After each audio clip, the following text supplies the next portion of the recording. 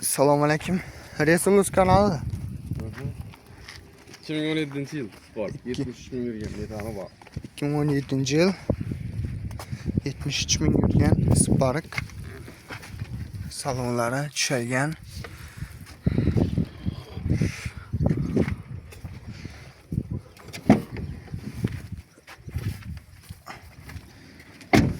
Sostenyalar yaxshi. Qarab haydalgan mashina. Kraska yo'qmi aka? Kraska yo'q. Bu Nexia 2 nechanchi yil aka? 16-yil Nexia 2. 90 bor yaqin. Lüks konditsioner 16-yil. Lüks konditsioner 16-yil.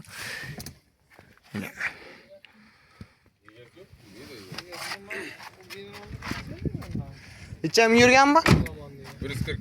140 ming yurgan.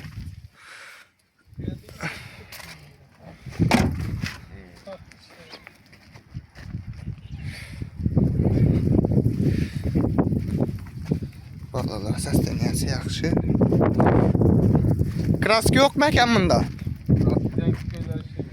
Zang chiqqan yerlari ishlangan. Kisam eganiki. Bu Gold ham sizdanmi? Gold. Yo'q, toza bu paket. Paket Gold. Necha ming yurib turibdi? Salondan gel yurmaydi. Salondan kelib turgan mashin 61 ming kilometr yurib turibdi. Hali haydalmagan. Nomer alınganmı? Ha? Nomer alınganmı? Alınma. Nomer alınmagan şu spravka mashin.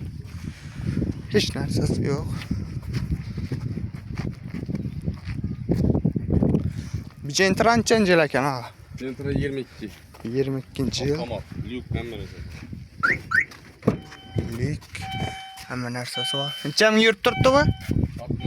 60 ming yurib turibdi.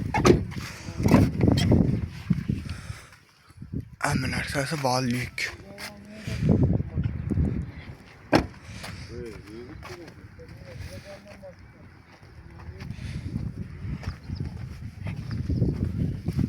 Bolalar saka.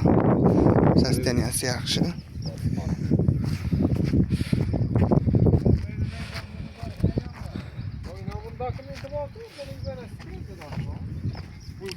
Spark'a necha aytib turibsiz ağa? Spark'a 86. 86 milyon aytib turibdilar. Nexia 2 70. 70 aytib turibdilar. Cobalt Cobalt 160. 160, Gentra 165. 165. Telefon nomerler 88. 88'lik 656 90 00. 90 00. 616 90 00. Yaxshi rahmat, savdongiz bo'lsin.